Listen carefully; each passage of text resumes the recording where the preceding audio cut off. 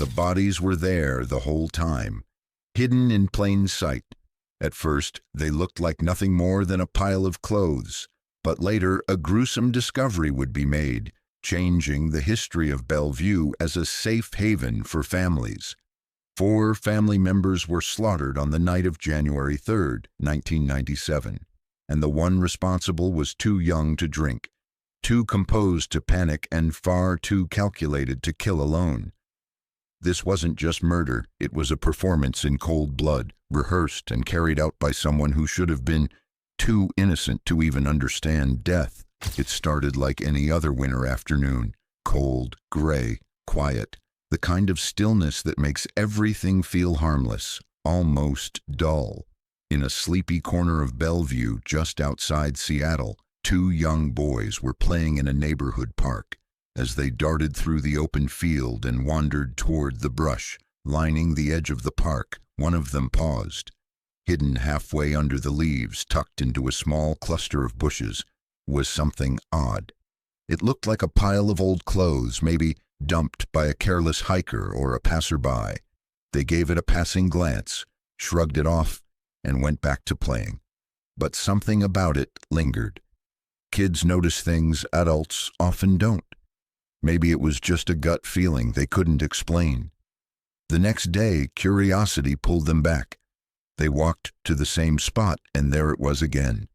Only now they saw it for what it really was, a dead body. They ran straight home, voices trembling, hearts pounding. One of their mothers called the police immediately. Within minutes, Bellevue officers were on the scene. What they found confirmed the boys' worst fear. Lying cold in the brush was the body of a young woman. She had dark hair, a small frame, and bruises that spoke of a violent struggle. Her face was swollen, her hands scraped.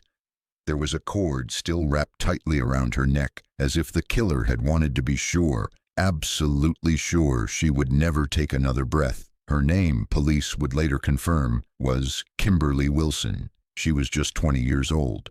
At first, nothing about her made sense. She didn't have enemies. She didn't live a high-risk lifestyle. She was a college student, bright, social, full of plans and promise. The kind of girl who was supposed to be safe in a place like Bellevue, but now she was gone, and whoever had done it hadn't even tried to hide her well. That suggested confidence or carelessness or maybe just pure evil, the kind that doesn't worry about the mere existence of law. Detectives knew there were still pieces missing. The Wilson family hadn't reported her missing. No one from her home had reached out. That wasn't like them, and something felt off. So Bellevue officers made their way to the Wilson residence, a well-kept suburban home tucked into a quiet neighborhood that still had its Christmas lights up, twinkling faintly in the early morning gloom. But there was an eerie stillness hanging over the place. 3 cars were parked outside, but the house itself was dark. A silence so unnatural it made the hair on the back of Detective Jeff Gomes' neck stand up. As he approached the house, Gomes noticed that the sliding glass door in the back was slightly ajar. He paused, called out their names, but there was nothing. Not a single sound from inside. With his weapon drawn and every nerve on edge, Gomes stepped cautiously into the house. He moved slowly, scanning every corner. The air was thick, still. He crept up the stairs, half hoping he'd find the family asleep, maybe unaware of the chaos unfolding outside. But what he found at the top of the stairs was worse than anything he had imagined. Blood everywhere. It painted the walls and speckled the ceiling. It had soaked into the carpet. It was the kind of scene that didn't leave much to the imagination. The violence had been close, intimate, and rage-fueled. The kind of killing that felt personal. In the master bedroom, the horror deepened. Lying on the bed was Rose Wilson, Kimberly's mother. Her body had been brutally attacked. Multiple stab wounds to the throat. Her face had been beaten so viciously it was almost unrecognizable. Her head crushed under what detectives would later determine was a heavy, blunt object. The sheets beneath her were drenched. Not far from her, at the foot of the bed, lay William Bill Wilson, Kim's father. He had suffered the same fate, bludgeoned, stabbed, left to die beside the woman he'd built a life with. But it didn't end there. In the hallway just outside the bedroom, Gomes made another devastating discovery. Kimberly's 17-year-old sister, Julia. Her body was crumpled on the floor. Unlike her parents, she hadn't gone without a fight. Her arm was broken, likely in self-defense. Her face and neck were punctured with multiple stab wounds. Whoever had come into that house had been relentless. They hadn't just wanted to kill, they wanted to destroy. Within minutes, the Wilson home was a fully active crime scene. Yellow tape, cameras, gloved hands carefully collecting fragments of a family shattered beyond recognition. 4 members of one household, mother, father, and 2 daughters, now all victims of a massacre that had started with Kimberly and led police straight into something much bigger. The question now wasn't just who had done this, it was why. And how could someone, anyone, do something this savage, this calculated, and walk away? What detectives would uncover next would answer those questions. But the truth would be darker than anything they were prepared for. As the full weight of the Wilson family massacre sank into the community, Bellevue detectives sprang into action. This wasn't just another homicide, it was the systematic slaughter of an entire family in their own home. Someone had walked into that house with the intent to wipe out every last member. There were no signs of forced entry. This was definitely not a robbery gone wrong. It was personal and with a purpose. Detectives knew that whoever was behind this didn't just want the Wilsons dead, they wanted them obliterated. Investigators began going around in the neighborhood. They went door to door, asking anyone who lived nearby if they'd seen or heard anything unusual. But in a place like Bellevue, where everyone minds their own business, and violence is something that happens somewhere else, few had anything useful to say. No one heard screams or loud bangs. It was just another quiet night in suburbia. They turned to the Wilsons' backgrounds. Bill was a respected engineer. His co-workers described him as solid, dependable. One of those guys who showed up early and stayed late.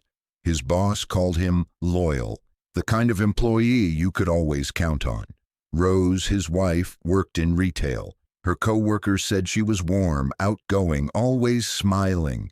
Julia, their youngest, was a senior in high school, quiet, shy, sweet, her classmates said. The kind of girl who didn't make waves. Nothing added up. They were a normal family. They had no enemies whatsoever. But when detectives started looking closer at Kimberly, the daughter whose body had been discovered in the park, they started finding small cracks in the picture-perfect frame. Kim had graduated from the same high school Julia still attended. On the surface, she was just another young woman trying to figure life out. But her school counselor remembered things differently. She recalled tension between Kim and her parents, especially during her final years in school. There were some arguments between them, the kind of slow-building strain that doesn't explode overnight, but develops quietly behind closed doors. That tension, it turned out, hadn't gone unnoticed. Records showed that a year before the murders, a neighbor had actually called the police to report a domestic disturbance at the Wilson home, reporting screaming and fighting. The usual stuff of teenage rebellion, but looking back now, it felt like an early warning sign no one had really understood. Detectives dug deeper. They began reaching out to Kimberly's circle, her friends, classmates, anyone who had insight into her personal life. That's when a strange pattern began to emerge. Kim, by most accounts, wasn't wild. She didn't party hard or spend late nights doing drugs. But she had a few friends who lived on the fringe, a group of kids who gathered late at night at the local Denny's. They called themselves the Saturday Night Denny's Club. On the surface, it sounded harmless. Teenagers drinking bad coffee, staying up too late, trying to be edgy. But the more the police learned, the darker it got. Members of the group dressed in black embraced Gothic subculture and liked to role-play. Not your average fantasy games. These had themes that revolved around violence, power, eroticism, and death. It was the kind of escapism that let them feel important, different, above the boredom that surrounded them. For most, it was just talk, a way to rebel, to feel alive. But not all of them. Multiple people pointed to two names, two boys in the group who, according to several members, talked openly about murder, and they would do it almost all the time as if it were a joke. They spoke of it so often it stopped raising eyebrows, like it was just another part of their strange Denny's world. But now, in the wake of 4 brutal murders, detectives couldn't ignore it. The investigation was no longer just about who had done it. It was now about who had spoken about it, who had fantasized about death enough to make it real. And behind the smiles, the black clothes, the talk of rebellion, police were about to uncover something much more sinister. They were hunting a killer, and he was young. Too young, and he hadn't done it alone. The trail was starting to heat up. With whispers pointing toward the same 2 names over and over again, detectives decided it was time to pay a visit to Baragni and Anderson. Both boys were part of the Denny's group, the late-night misfits with a taste of rebellion, and both had already raised eyebrows by casually talking about murder in a way that now felt less like teenage adventure stories and more like foreshadowing. When officers arrived at their homes, the boys didn't seem rattled. In fact, they seemed calm for people who had just heard of a murder within their own group. Baragni, in particular, spoke with an eerie kind of detachment. He told detectives that on the night of the murders, he and Anderson had been holed up at his place, playing video games for hours. He described it as a quite boring night in, nothing unusual. It was a story that seemed convenient, too convenient. But the detectives were not ready to build trust with these kids just yet. They started looking for inconsistencies, and one of the first things they zeroed in on were the shoes. A distinctive shoe tread had been found at the Wilson crime scene. It wasn't just any generic sole. It had a specific pattern that left a deep, unmistakable print in the bloodied carpet. Investigators asked Baragni to show them his shoes. He complied, pulling out a pair of brown work shoes and telling them those were the only ones he owned. Nothing out of the ordinary, he said, just regular shoes. But Baragni wasn't counting on people talking. Witnesses that involved both neighbors and classmates started chipping away at his carefully built alibi. One of his own friends told detectives that Baragni actually did own boots. Not the brown work shoes he showed police, but a different pair, ones with soles that looked disturbingly similar to the prints found in the Wilsons' blood-soaked home. And that alibi about playing video games all night started falling apart just as quickly. Neighbors of Baragni told investigators they hadn't seen Anderson at the house that night. They had heard him pulling all-nighters before, but that night wasn't one of them. The truth was unraveling, piece by piece. As detectives dug back into the crime scene, they discovered something chilling that hadn't been obvious at first. 2 distinct types of bloody footprints. Not just one set of shoes walking through the carnage, but 2. That changed everything. It confirmed what police were already beginning to suspect. This hadn't been a solo job.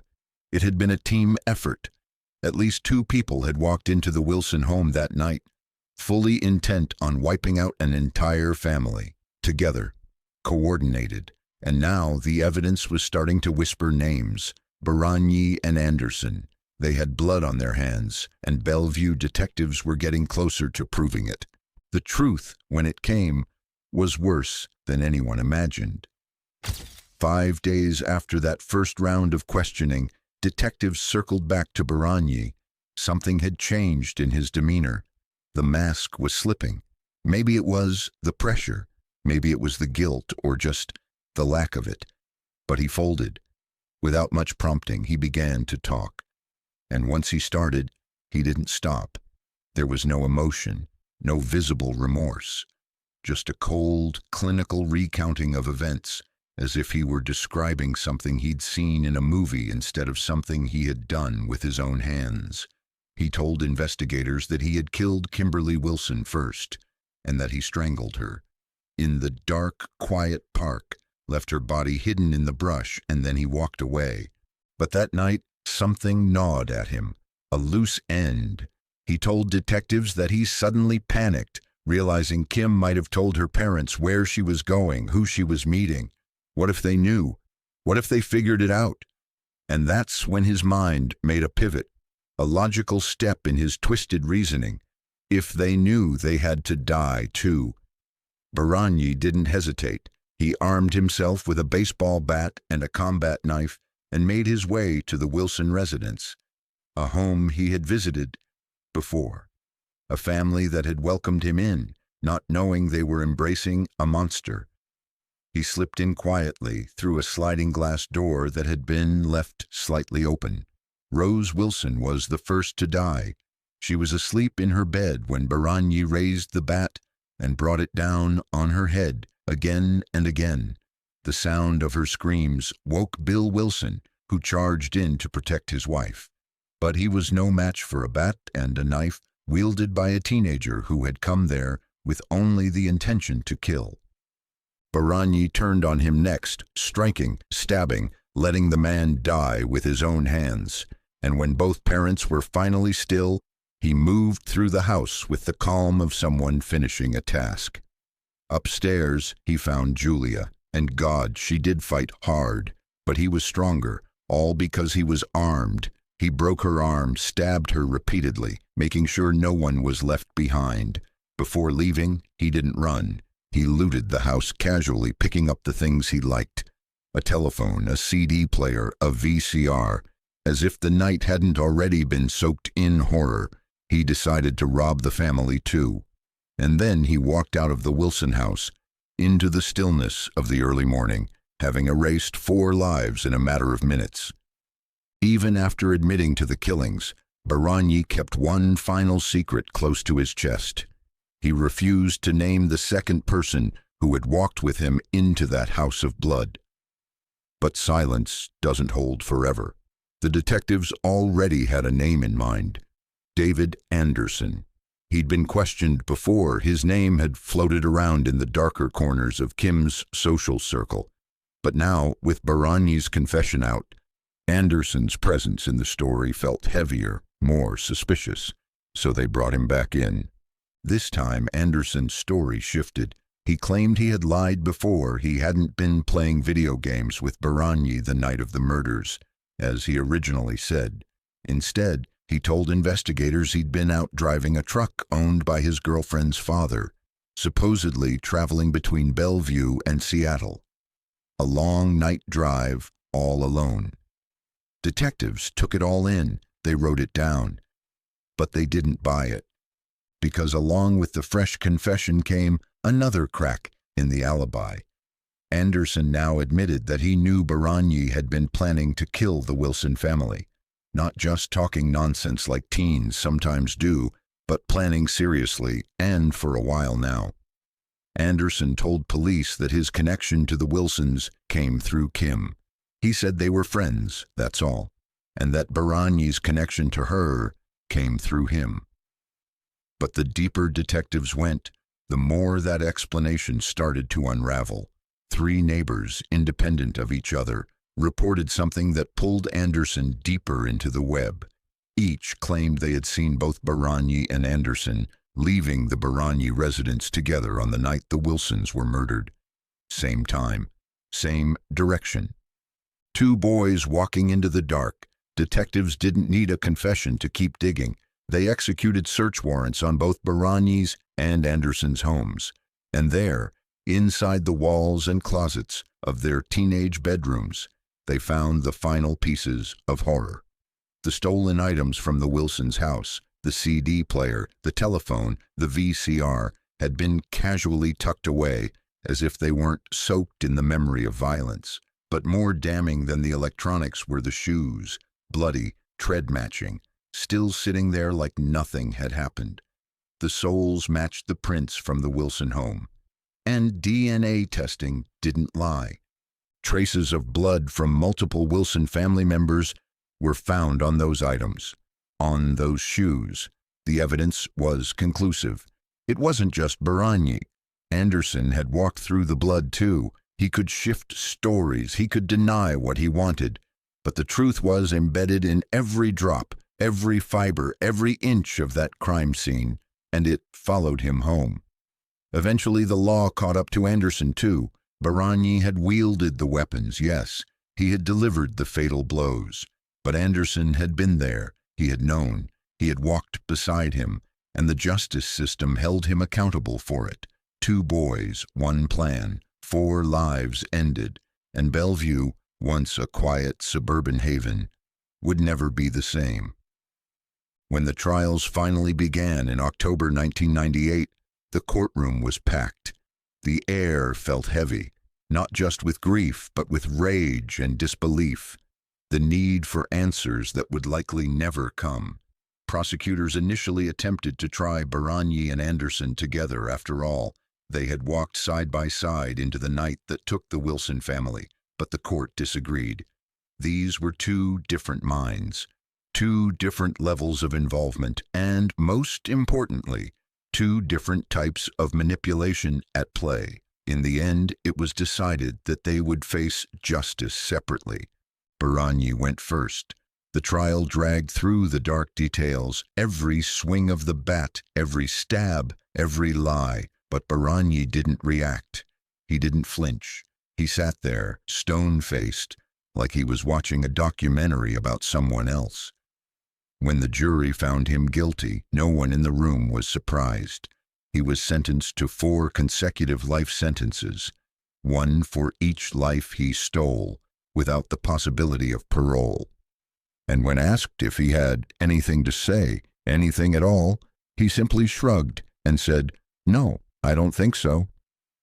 He did not feel the need to apologize, showed no emotion or even a hint of humanity, just cold silence. Baragni began his sentence a week later, leaving behind a trail of shattered lives and unanswered questions. Anderson's trial took longer. He fought tooth and nail, hired and fired lawyers like it was a game, a desperate attempt to shift blame, to twist timelines, to wriggle his way out of a sentence he knew was coming. But the evidence was louder than his lawyers, the shoes, the witnesses, the lies that kept changing. In the end, it was all there in black and white, right there in front of everyone. A month and a half later, Anderson, too, was sentenced to 4 consecutive life terms. No possibility of parole. Another name inked into the long list of those who had chosen destruction over decency. For years, that was the end. But then everything changed, because the system, like time, shifts. In the years that followed, laws changed. Prosecutors say Alex Baragni planned to murder the Wilson family before he turned 18 so he'd get a lighter sentence. He was convicted in adult court and sentenced to life in prison without parole.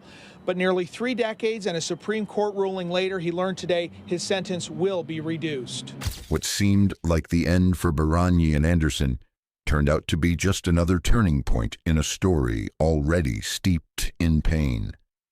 In 2012, the U.S. Supreme Court made a ruling that would shake the justice system to its core, declaring that sentencing juveniles to life without the possibility of parole violated the Eighth Amendment's protection against cruel and unusual punishment. The court acknowledged what science had long been whispering. The adolescent brain isn't finished. It's impulsive. It lacks foresight. It makes reckless, sometimes catastrophic decisions. And while that might explain the chaos of youth, could it ever excuse what happened to the Wilson family? In 2018, the state of Washington followed suit. It drew a hard line in the sand, acknowledging that juveniles must be treated differently in the eyes of the law, even those who commit unthinkable crimes. even those who walk into homes with knives and bats, even those who leave behind silence and blood. Under this new ruling, Baranyi's original sentence, 4 consecutive life terms without parole, was vacated. Prosecutors were ordered to seek a new sentence, one that fit within the revised legal framework. The minimum was now set at 25 years to life. It was no exoneration. It wasn't freedom. But it was a door left cracked open.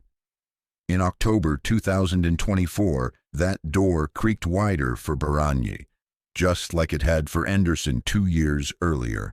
Both were resentenced under the new law. Both now have the possibility, however distant, of parole. Mr. and Mrs. Wilson's bedroom to murder them. Alex Baranyi is now in his mid-40s, appearing in court again in 2024 for the brutal murders that he and his friend David Anderson carried out when they were 17. You have been afforded the opportunity for resentencing in this case. The 2012 Supreme Court ruling in Miller v. Alabama determined juveniles cannot be sentenced to life in prison without parole. That ruling meant a judge would have to resentence Baranyi for the murders of the Wilson family. This case really is an outlier. This is not the typical juvenile offense that you see. Baranyi and Anderson killed their former classmate Kim Wilson at a park, then went to her home to kill her parents Bill and Rose and her sister Julie.